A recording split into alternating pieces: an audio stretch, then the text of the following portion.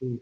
Because as we know that diabetes in a young population or youth or children is mostly type 1 diabetes and not type 2. But we also know that uh, the incidence of type 2 diabetes has greatly increased in youth also. So we need to classify diabetes so that the management can be done accordingly. Also evaluate for the diabetes complications and potential comorbid condition.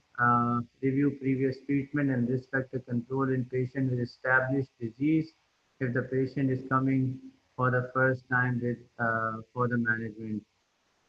Begin patient engagement in the formulation of care management plan. Involve the patient in lifestyle changes, diet, exercise, nutritional therapy, and medication, whether it's insulin or whether it is oral hypoglycemic agent. Discuss each and every aspect of management plan with the patient and involve the patient. Develop a plan for continuing care. We know that if a child comes to us with diabetes, then we need to make sure that the child's growth, child's psychological, mental, and each and every aspect of and quality of life is taken care of. And the child, once the child is grown up and becomes an adult, then the child will be transitioning to the adult care. So we need to make a plan for continuing care. So we know that type 1 diabetes is the most common form of diabetes in youth. Youth with type 1 diabetes and parents, caregivers for patient age 18 years should receive culturally sensitive and developmentally appropriate individualized diabetes self-management education support according to the national standards at diagnosis and routinely thereafter. This is just briefly pathophysiology of type 1 diabetes, and we know that type 1 diabetes is primarily due to beta cell destruction of the pancreas, and this phenomena is in majority of the patient it is immune mediated, and at times it is idiopathic, but that is rare and not that common. So basically, our own immunity attacks the beta cell, and there is an autoimmune reaction resulting in the destruction of the beta cells, and they are not able to synthesize insulin. And these patients with type 1 diabetes are insulin deficient, and they require insulin lifelong. There are a number of preparations available for managing patients with insulin, and these must have been discussed in the pharmacotherapy of managing diabetes. So I'll not cover that.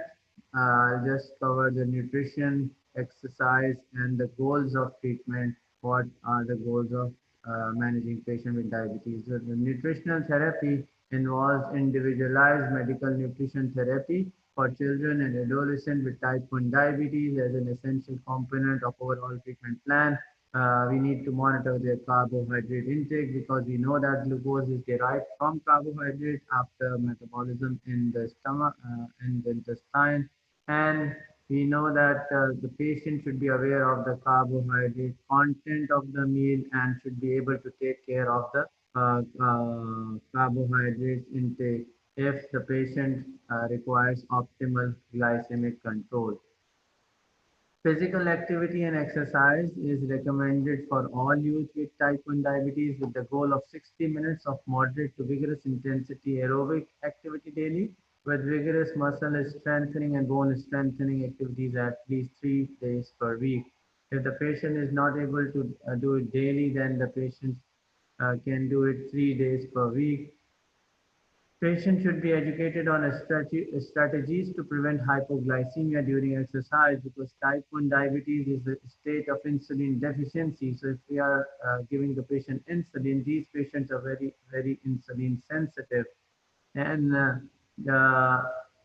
even a small amount of exercise can provoke hypoglycemia or low blood glucose in these patients. So they should be educated how to prevent that hypoglycemia during exercise, after exercise, and overnight following exercise, which may include reducing prandial or mealtime insulin doses for the meals, or which may include increasing carbohydrate intake or eating bedtime snacks or using a continuous glucose monitoring device which can be applied on the forearm or on the abdomen, and it continuously monitors the blood glucose, and it beeps or it gives a signal once there is hypoglycemia or low blood glucose. So the patient is aware, becomes aware, and can manage or treat low blood glucose. The majority of children and adolescents with type 1 diabetes should be treated with intensive insulin regimens, even via multiple daily injection or continuous subcutaneous insulin infusions. The multiple daily injection means that they can be prescribed with twice daily or four times daily injection of insulin containing a long-acting insulin as well as short-acting insulin. A long-acting insulin basically covers the pre-meal diabetes or the fasting diabetes. It's known as basal insulin, whereas mealtime insulin is short-acting or ultra-short-acting insulin and covers the prandial or postprandial rise of blood glucose that occurs after meal. All children and adolescents with type 1 diabetes should self-monitor glucose level multiple times daily because these patients are insulin sensitive, can have hyperglycemia, can have low blood glucose, can have normal glycemia. So 10 times, well, this is usually done in children who, whose diet intake is not settled, and in children who are in the stress. But if the sugars levels are controlled, then they can reduce this monitoring to 1 to 2 times per day. But patient, as a rule, if a patient is on insulin, should generally check their blood glucose 1 to 2 times per day if the diabetes control is adequate. But if it is not adequate and if there is hypo or hyperglycemia, low or high blood glucose, then the monitoring should be done at multiple times in a day. There's a device called continuous glucose monitoring device that should be considered in all children and adolescents with type 1 diabetes, whether they are using injection or continuous subcutaneous insulin infusion pumps as an additional tool to help improve glucose control. And you can see this is a device and it's applied. There is an application on the forearm, and it just captures the blood glucose, and it is in the interstitial fluid and provides an interstitial fluid blood glucose. The patient can see their numbers of the blood glucose, and it can easily tell whether patient is having normal glycemia, hyperglycemia, or low glucose. So it continuously monitors blood glucose. These devices are usually used in type 1 diabetes patients who have got fluctuating or erratic blood glucose control. The glycemic targets, HbA1c, must be individualized and reassessed over time, and a HbA1c of 7% is appropriate for many children. Less stringent or relaxed targets of HbA1c of 7.5 may be appropriate for patients who cannot articulate symptoms of hypoglycemia, who are unaware of symptoms of hypoglycemia, have hypoglycemic unawareness, lack of access to insulin analogs, newer insulins, or advanced insulin delivery technique or continuous glucose monitors. So they are not able to use continuous glucose monitors. They cannot check their blood glucose regularly. They cannot check it multiple times a day due to financial issues, due to lack of access to insulin, newer insulins, or cannot check blood glucose regularly, or have non-glycemic factors that increase A1C. So we can aim at HbA1c of 7.5 in those individuals. And even less stricter HbA1c goal, such as HbA1c of 8%, may be appropriate for patients with history of episodes of severe hypoglycemia. Severe hypoglycemia is when the patient becomes mentally uh, compromised and the patient becomes unconscious or requires assistance of someone else. That is known as severe hypoglycemia. The blood glucose is usually at 30s and 40s milligram per deciliter. Patient with limited life expectancy or extensive comorbids can the glycemic targets can be relaxed in such patients also. HbA1c, we know that HbA1c needs to be monitored every 3 months for glycemic control.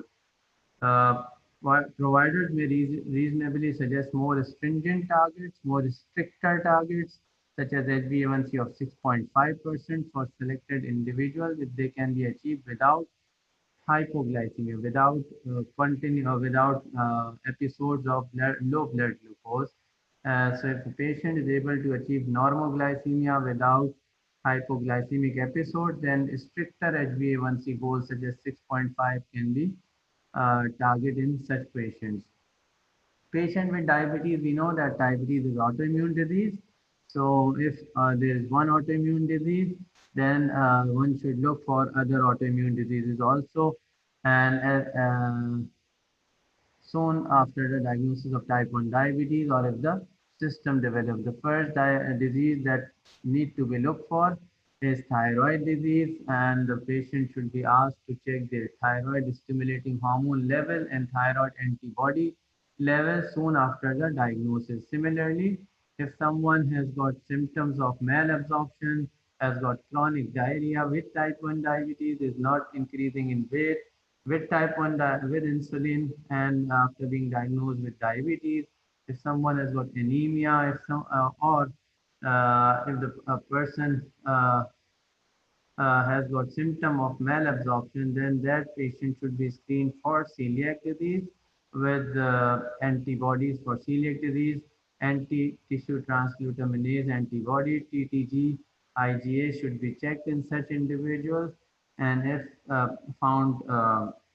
to be elevated, then the child is likely to have celiac disease in addition to type 1 diabetes and should be referred to a gastroenterologist or should be told what dietary modification he or she needs to make so that the malabsorption, diarrhea, or other problems are resolved.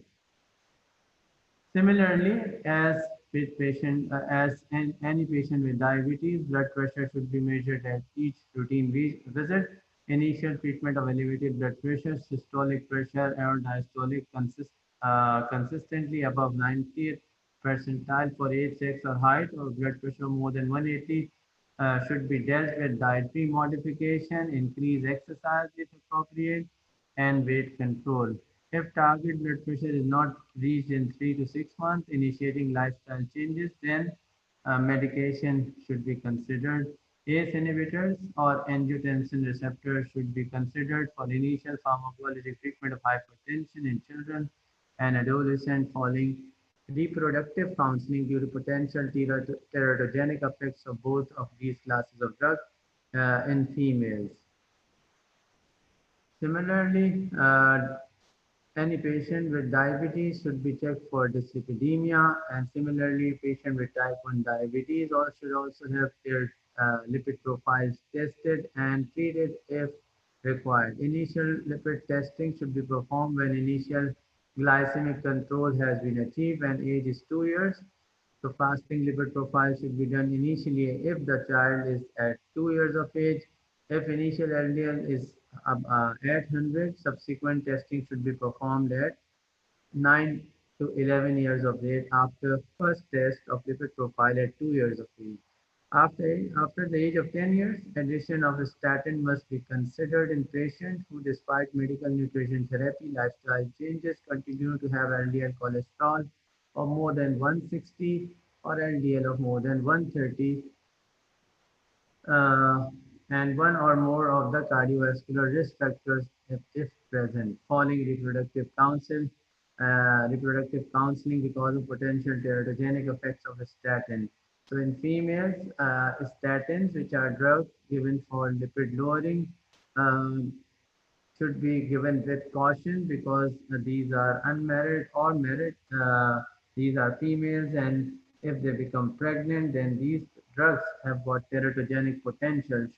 So the patient should be counseled that the patient should uh, exercise contraception, or the patient should be counseled that if they want to become pregnant, then these drugs have to be stopped. The goal of therapy is an LDL cholesterol value of 100 milligram per deciliter. Smoking should be discouraged, and any patient with diabetes, and especially in diabetes of young individuals, and similarly, e-cigarettes should be discouraged. Then we come on to the complication, and this is one of the goals of diabetes management. That why would we like to control why would we like to have the glycemia controlled, their glucose level controlled? The reason being that we like to prevent long-term complication in these patients. So in any patient with diabetes, we need to monitor complication annually, five yearly, depending on the duration of diabetes.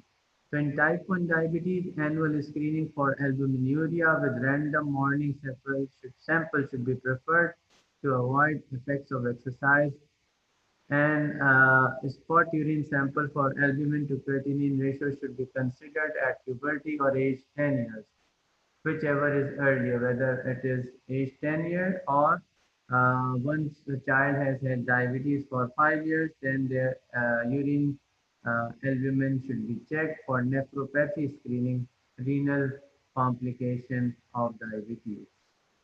Similarly, an initial dilated and comprehensive eye examination is recommended once used once a young individual has had type 1 diabetes for 3 to 5 years, provided they are age 11 years or puberty has started, whichever is earlier, whether they are 11 years or if the puberty has started, and if they have had diabetes for 3 to 5 years, they should have their eye examination done for to look for retinopathy. Similarly, neuropathy should be checked. An annual comprehensive foot examination at the start of puberty or age 10 years should be done in any patient with diabetes who has had diabetes for 5 years. So type 2 diabetes in children, I will discuss about type 2 diabetes. Type 2 diabetes in youth has increased over the past 20 years, and recent estimates suggest an incidence of 5,000 new cases per year in US. So the rising incidence is secondary to the rising incidence of obesity in youth, and the rising incidence of obesity in youth is secondary to the increase in lifestyle changes that have occurred in children also, as well as adults. And this is the risk-based screening for type 2 diabetes or pre-diabetes in asymptomatic children or adolescents in clinical setting. This has been taken from the American Diabetes Association 2020 Diabetes Care. Testing should be considered in youth who have overweight or obesity, or who have one or more additional risk factors based on strength of their association with diabetes. So if a child has child's mother had maternal history of diabetes or gestational diabetes during the child's gestation, and if the child is also overweight or obese, then that child should, and if the child is also asymptomatic, then that child should be screened for diabetes with fasting blood glucose, HbA1c, or random blood glucose. Similarly, if the child is obese or overweight and has family history of type 2 diabetes in first or second degree relative, then that child should be screened for diabetes with fasting blood glucose or HbA1c. Similarly, high risk ethnicities such as Asian Americans or Asians, we as Asians, if the child is obese or overweight, should have their diabetes screened.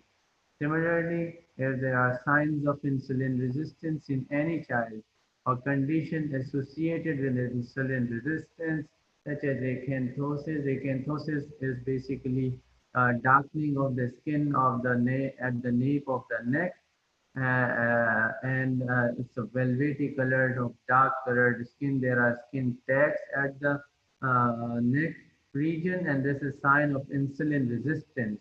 Similarly, if a child has hypertension, is obese or overweight, or if the child has dyslipidemia, is obese or overweight, or if the child has got polycystic ovarian syndrome, a female has got a polycystic ovarian syndrome, or if the child is born with is small for gestational age, birth age, and now become obese or overweight, then that child should be screened for diabetes.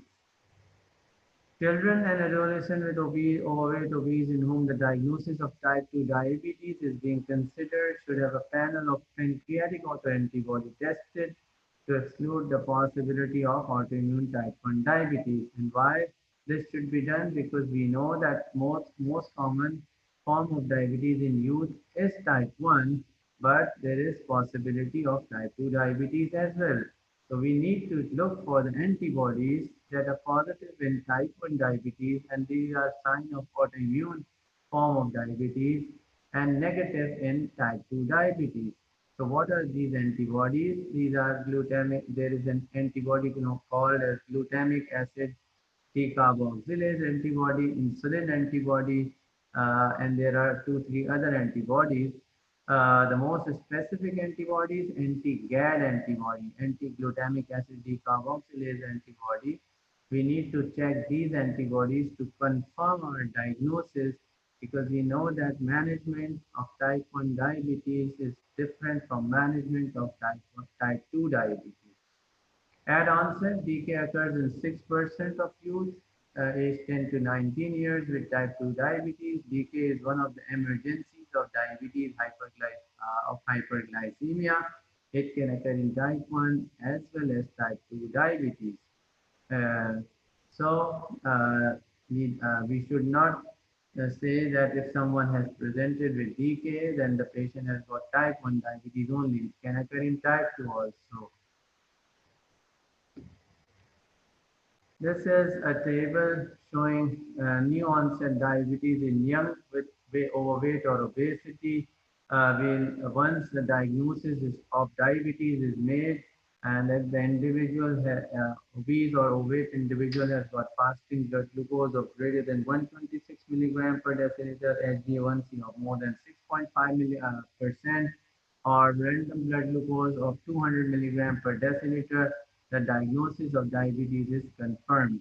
It will start with the lifestyle changes, tells about the patient about nutritional therapy, which diet should be taken, and the counsel about exercise uh, and physical activity, and diabetes education should be done. So if the HbA1c is less than 8.5% and there is no acidosis or ketones, the pH is normal and there are no ketone bodies in the urine, then it will start with glucophage, metformin per oral twice daily, and we can go up to 2000 milligram per day as tolerated. At the same time, as discussed, we will check the pancreatic autoantibodies, that is the glutamic acid decarboxylase and other antibodies. And if these are negative, we'll continue or start with metformin. And if the patient has already been started on insulin, because the HbA1c was more than 8.5, if the HbA1c is less than 8.5, we'll start with metformin. If the HbA1c is more than 8.5 and there is no acidosis or ketosis, we'll start with metformin and a basal insulin, uh, and we'll titrate the metformin dose as tolerated. So if the antibodies are negative and we see that the patient is achieving good glycemic control, is fasting and random glucose values are normal, we'll wean off the insulin, continue our metformin, and we'll try to achieve the HbA1c goals, which I've already discussed. HbA1c of 7% is appropriate for most children, and if the goals are not met, then we can add other anti-diabetic agents which include liraglutide, which is GLP-1, and or other oral agents. Similarly, if the child has got acidosis or is in DKA or in hyperglycemic non-ketotic state, then will manage the DKA and the emergency of diabetes, which is hyperglycemic non-ketotic state with IV insulin until the acidosis is resolved and the pH is normalized, the bicarbonate is normalized. Then they'll switch the IV insulin to subcutaneous insulin as for type 1 diabetes until the antibodies status of the patient is known. So if these antibodies are positive, then we'll continue with the insulin therapy and will not add metformin. In fact, if we had already added metformin, which should not ideally be done, then we need to discontinue metformin because we know that in type 1 diabetes, no oral medication has been approved for type 1 diabetes and it's only insulin till now which should be given to patient with type 1 diabetes.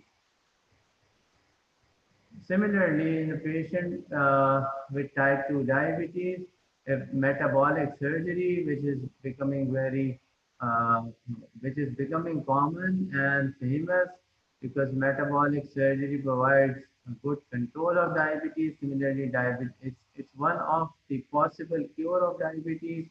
And metabolic surgery includes bariatric surgery in which the stomach is cut down or mini gastric bypass. There are many forms of metabolic surgery may be considered for treatment of adolescents with type 2 diabetes who are very obese. I mean, if they have got BMI of more than 35 kilograms per meter square, or who have uncontrolled diabetes and serious comorbidities such as heart disease, renal failure, such as stroke or such as other conditions, obstructive sleep apnea, then these patients can be referred for metabolic surgery evaluation and if possible for metabolic surgery.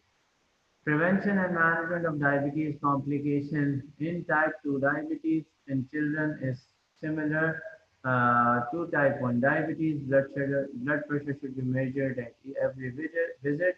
Urine albumin to creatinine ratio should be obtained at the time of diagnosis and annually thereafter. An elevated urine albumin creatinine ratio should be confirmed on 2 of 3 samples to confirm that the patient has developed nephropathy or renal or is starting to have renal complication of diabetes. Estimated glomerular filtration rate should be determined at the time of diagnosis and annually thereafter. Similarly, neuropathy should be checked and foot examination should be done at diagnosis and annually in patients with type 2 diabetes and children. Prevention should focus on achieving glycemic targets. Similarly, screening for retinopathy in of children with type 2 diabetes should be done annually and soon after diagnosis and annually thereafter. Then, patients with type 2 diabetes are usually obese, they have got metabolic syndrome. So, evaluation for non-alcoholic fatty liver disease by measuring of AST and ALT liver enzymes should be done at diagnosis and annually thereafter. Referral to gastroenterology should be considered for persistently elevated or worsening transaminases. Similarly, if a female has got polycystic ovarian syndrome, then that female should be checked for type 2 diabetes because we know that type 2 up to PCOS or polycystic ovarian syndrome, females are usually obese and they are at risk for developing type 2 diabetes. So if the diagnosis of PCOS is made, then that female should ideally have their HbA1c checked of fasting blood glucose check to screen for diabetes, or that female can undergo a oral glucose tolerance test to check for diabetes. And if they've got pre-diabetes or diabetes, then metformin in addition to lifestyle modification is likely to improve the menstrual cyclicity and hyperandrogenism, hirsutism in girls with type 2 diabetes. Then intensive lifestyle interventions focusing on weight loss, dyslipidemia, hypertension, and dysglycemia are important to prevent overt macrovascular disease in early adulthood. And routine screening for heart disease with ECG uh, and stress testing is not recommended in asymptomatic youth with diabetes. Thank you.